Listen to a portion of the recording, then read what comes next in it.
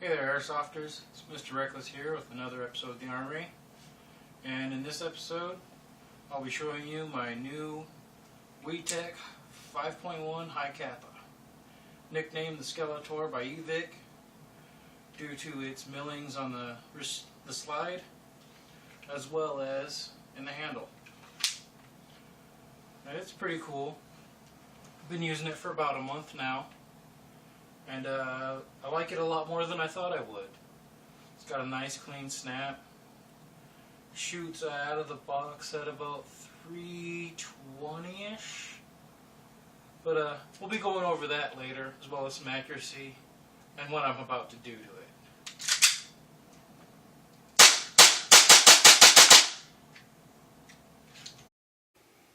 Alright guys, so we'll be testing with .2s. Green gas, and one hand on the camera and one hand on the gun. So let's see how well I can do this.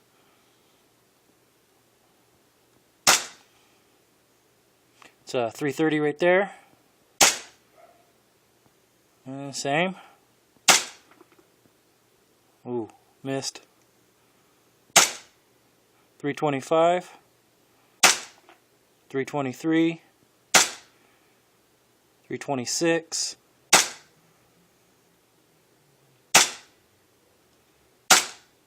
319, 326, 318, 312, 310. Alright, so now we'll be stepping out back to give this a basic accuracy test. I'll be doing this one-handed while holding the towel with the other. I'll be using Elite Force BBs. .28 green gas.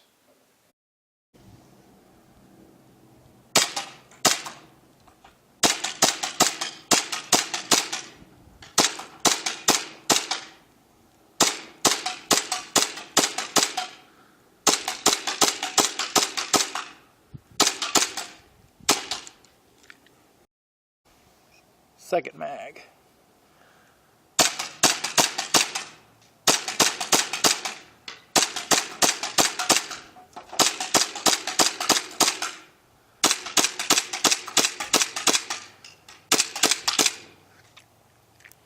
Not too bad. It's decent enough. Alright guys, so final thoughts on this hi-capa. Out of the box, chrono's decent. It's decent on the accuracy, and not too bad out in the pocketbook. Picked it up for $80 at Evic because I could. I've had problems with my two main pistols, and I got tired of working on them for a little bit, so I wanted something I knew would work, so I picked up a new one. Well, that's not good enough. Today's my birthday, and I will be upgrading the crap out of it. I'll be doing this in 3 phases. Internal, just performance parts, and then internal parts regarding FPS and such, and then some external parts, just to make it look different, make it look like mine.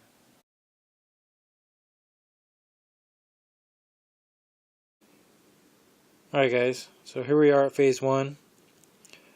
I've got the gun disassembled basically, and I'll be starting off with the hop-up wheels. Got the RA-Tech CNC'd aluminum hop-up wheel. You can see there it's got a much larger room for adjustments. That's always welcomed.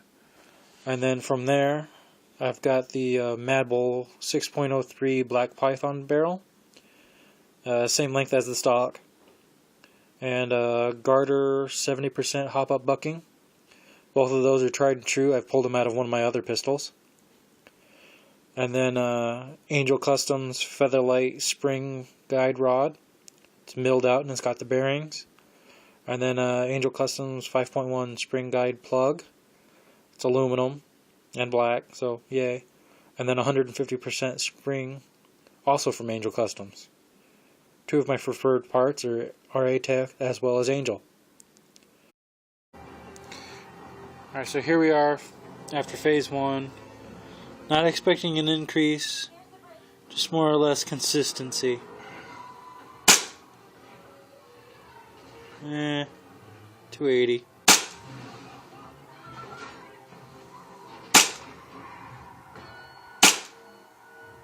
There we go, 327, 330, 324,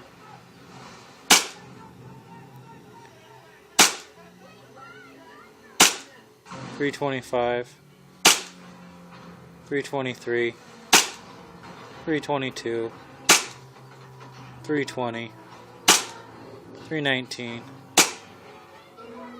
and about the same. Alright, so here we are, phase 2.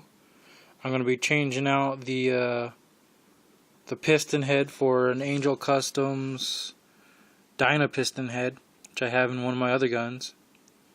And then I'll be chronoing it before I change to the rocket valve there. And we'll see how that goes. Back in a minute.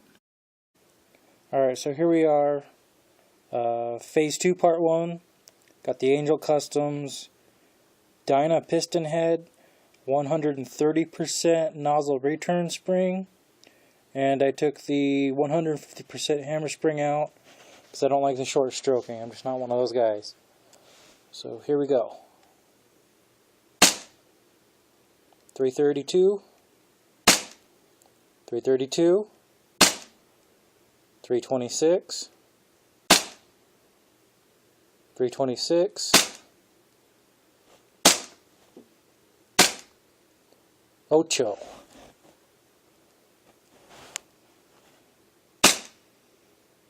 321, 321, 7,497. I know it's hard to read that. The backup light on my chrono sucks.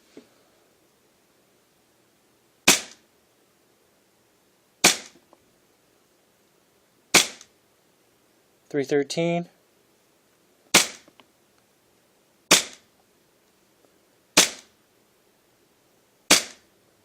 309,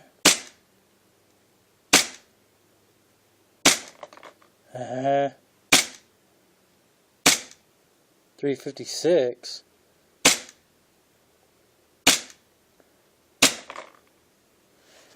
basically it just jumped up to about 330 or so. A little bit more consistent if I can get the chrono to read it right.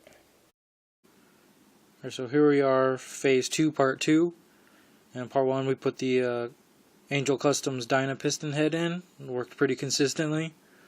So now I'm swapping out the original nozzle for Angel Customs red nozzle with inside it the Teflon coated rocket valve. So I'll throw that in and then we'll throw it on the chrono and see what it changes. Alright, so we're back at the chrono again. Ended up taking out the red nozzle and going back with the black nozzle. Some complications, it was an older item.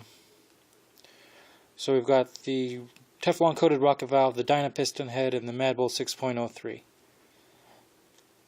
Let's see what we got. 309, 310, 312, 309, 310, 309, 306, 306, 306, 308, 304, 304. Alright, so now we're done with the internals. Let's move on to the external, the outside. First up, we got the KJW Combat Tactical Grip in Flat Dark Earth. And if you haven't noticed it already, I took the orange threaded adapter and threw on a black one. Going on top of that is the Angel Customs Tactical Mini Striker. And last but not least, we got the WeTech CQP Master IPSC Extended Slide Release. So there's no more of that awkward twisting the gun in your hand to release the slide when you're rolling one-handed. So we'll get that all thrown on there, throw out another range test, and see how it rolls.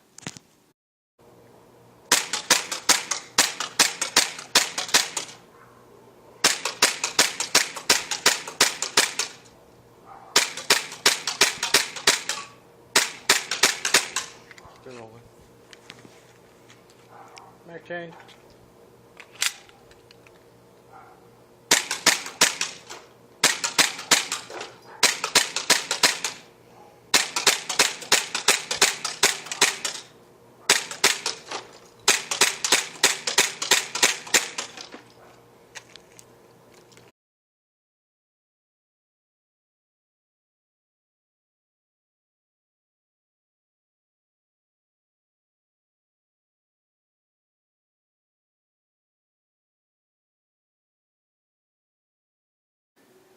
Alright guys, so that completes this project. Love this gun, I think it's sexy as hell. If there's anything I could do differently, it would be nothing simpler than a black outer barrel and maybe a dark earth slide. Other than that, I would buy the gun, I would buy all the parts, do it all over again. So that concludes this episode. For the next episode, I'll be working on a 1911 carbine frame. My true workhorse. I've already put about 10,000 rounds through it, so I'm getting ready to see what its new problems are, and I'll be videoing that. Just dangerously reckless, signing out.